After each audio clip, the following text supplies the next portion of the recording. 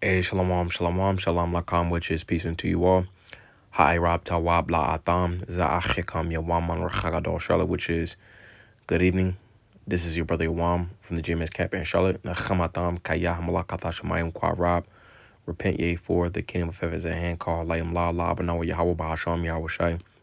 Bahasham Rachahakodash. Wamashna Lazaquim Nawa. Wamalakim Shah Rachagadol, which is all praises to our Father Yahweh, which means he exists. Bahasham, and the name Yahweh Shai delivers in double honors to the elders and apostles of Great Millstone.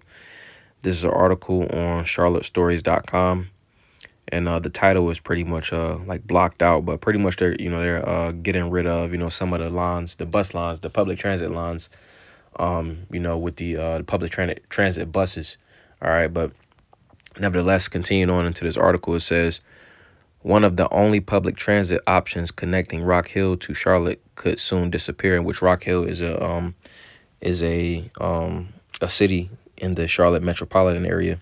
But it says unless a last minute solution is found, the popular 82X express bus route will stop operating on June 30th after Rock Hill decided not to renew its contract with CATS.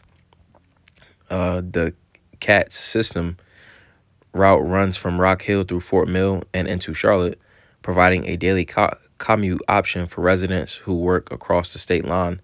Rock Hill officials cited declining ridership and rising operating costs as the reasons for ending the agreement. The decision would eliminate 4 stops in Rock Hill and Fort Mill area unless new funding is secured. In response, CATS has proposed a van pool program that will provide passenger vans for commuters. Riders would be responsible for organizing pickup location schedules and drivers. Many riders, however, say the alternative is not a replacement for the convenience of the existing bus service. Commuters also appealing to Fort Mill, Take-A-K, and Rock Hill, Fort Mill area transportation study for potential financial support.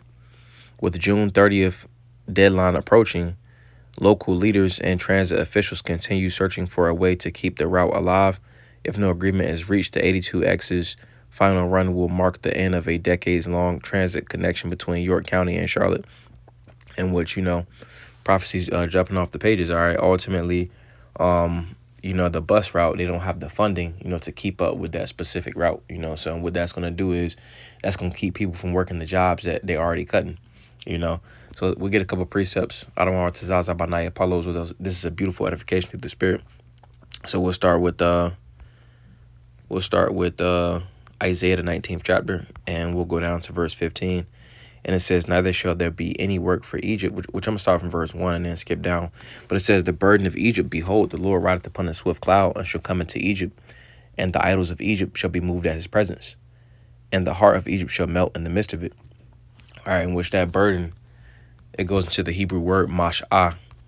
All right, it says mash'ah, it says a burden, it says bearing, carrying, it says utterance, oracle, it says figuratively an utterance, chiefly a doom, in which, this word ultimately is an utterance, is chiefly a doom against present day Egypt, America.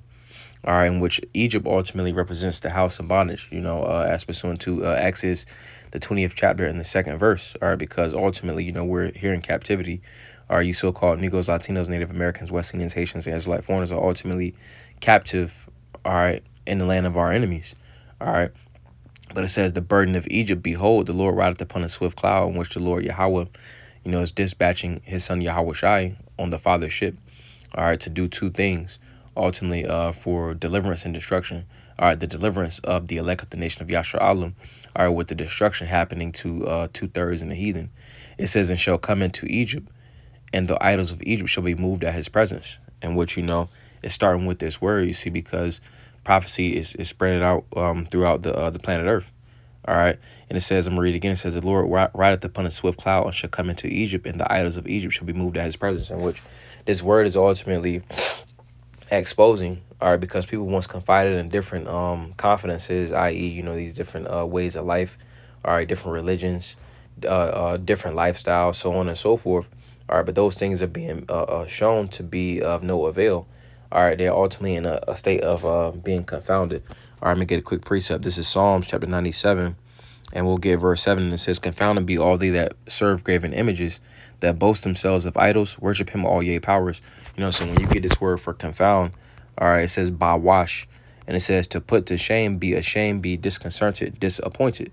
All right, so going back to Isaiah the 19th chapter in the first verse, in the latter it says, "And shall come into Egypt, and the idols of Egypt shall be moved at his presence." And being that these idols are being moved, all right, when you look at ancient Egypt, all right, those idols was showed to be of no avail. They were shown, those that ultimately confided in those idols, all right, they were shown to be foolish, all right, and those ways of life were shown to be foolish, all right, ultimately going into where it says, "And the idols of Egypt shall be moved at his presence," all right, in which, the idols are being moved at the presence of this word.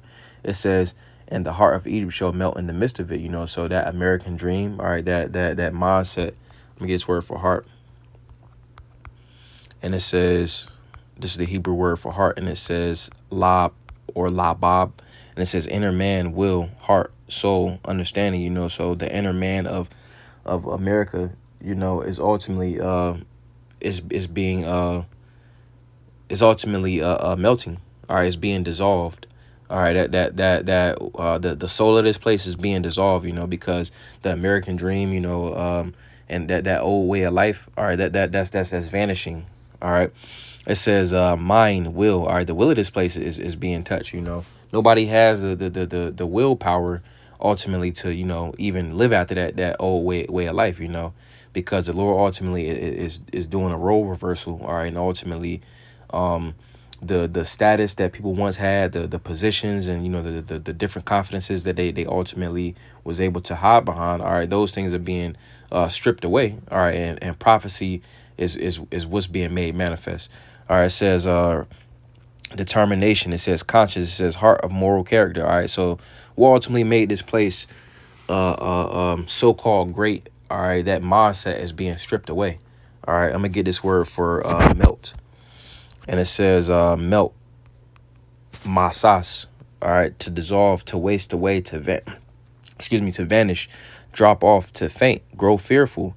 Whereas at one point these so-called Americans, they took pride in that American way of life, but they're growing faint, all right, to even live after that lifestyle, because ultimately, all right, it's shown that it's not beneficial, all right, and then at the same time, all right, it's not sustainable, all right. That's why they're growing fearful, all right. Those that are ultimately trying to that are living after the so-called American dream, they're growing fearful, because their heart is in, their mind is in this place, all right, but it's no hope for this place, all right. But it says wasted, worthless. It says to cause to melt. It says fatigue, with fatigue, all right, discouraged, all right.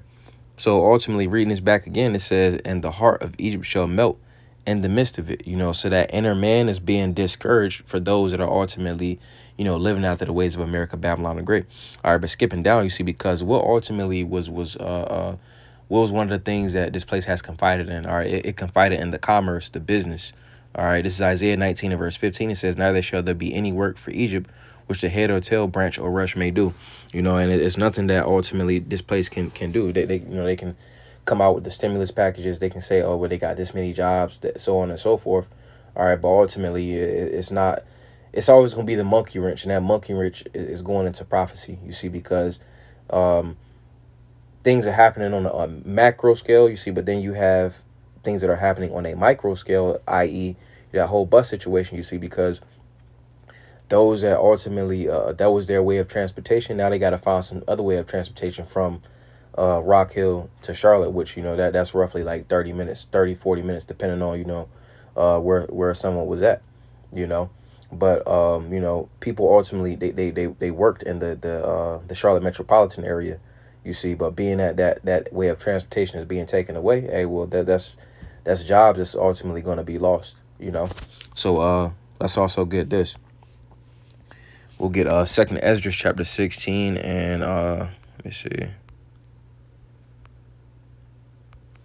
Second Esdras chapter 15 and we start at verse 15. It says, "For the sword," I'm sorry, from verse 14, it says, "Woe to the world and them that dwell therein. It says, for the sword and their destruction draweth nigh. All right. The sword, the modern day killing instrument is going into the, a firearm. All right. And these things are being made readily accessible. All right. It's being made very accessible, to the masses. All right. But it says, for the sword and their destruction draweth nigh, and one people shall stand up and fight against another, and swords in their hands. All right, because people are going to be in the mindset of putting things into their own hands, all right, and taking it by violence. Verse 16, it says, for there shall be sedition among men, and invading one another. They shall not regard their kings nor princes, and the course of their actions shall stand in their power, in which the kings and princes ultimately is the modern day leaders, all right, in which they got certain rules and regulations that they are ultimately bringing into fruition. You see, but those the common folk, all right, they're not listening to the word and the words and the regulations that the presidents and the police officers and pretty much civil leaders. The common folk are not listening to what they the rules that they're ultimately bringing out. All right, and they're taking matters into their own hands.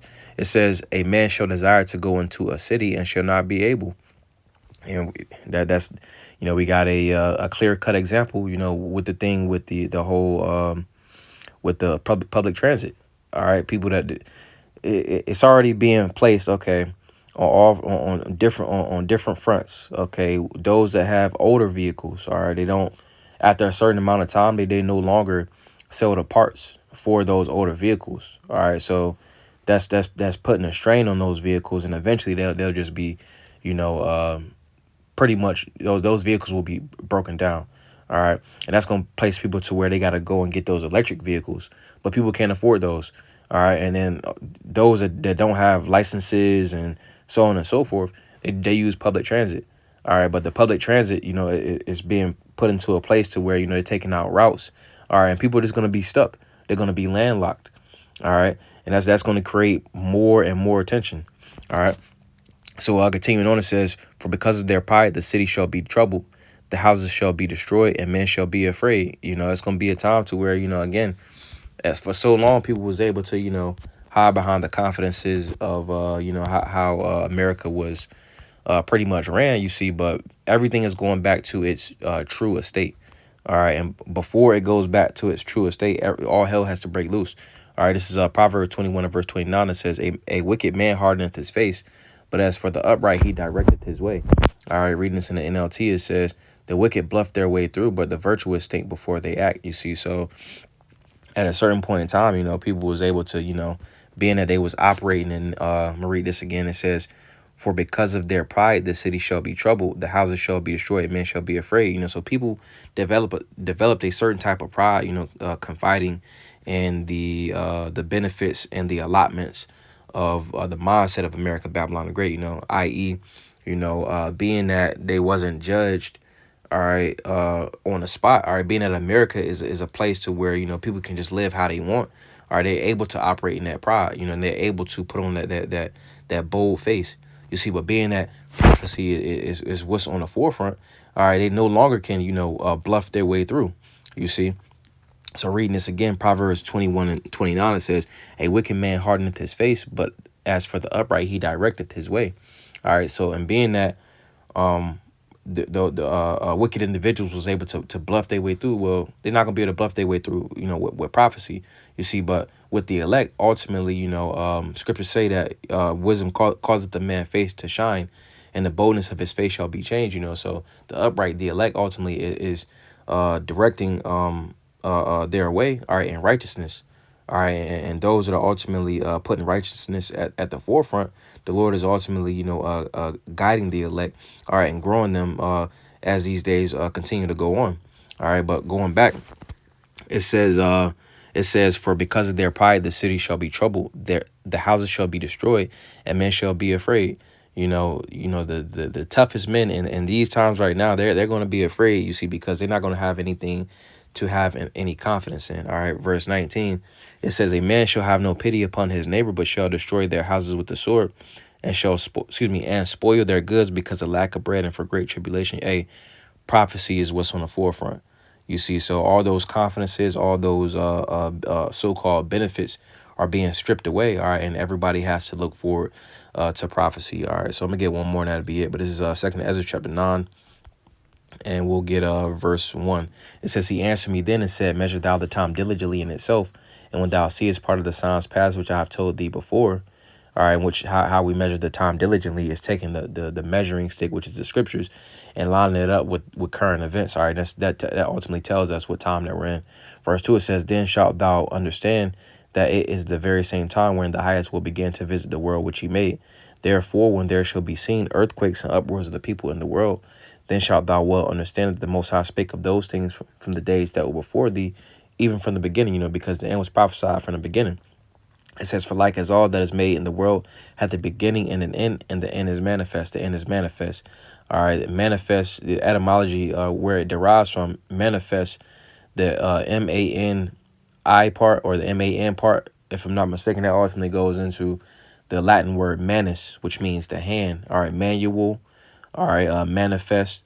All right, those are ultimately derivatives of the word for manus in Latin, which means something can be grasped, or it can be touched. It can be understood, because you touch with your hands. All right. So ultimately, prophecy, the end is manifest. Prophecy is touching everyone. Prophecy is grasping everyone, and at the same time, everyone can grasp prophecy. You see, because it's affecting everybody. So just wanted to go into that. I don't want to zaza bana Paulo, so that was a beautiful edification through the spirit. Wa I don't want to za atam yash like lata wa blue as well. You have a good night. Wa shalom lakam, which is peace and to all.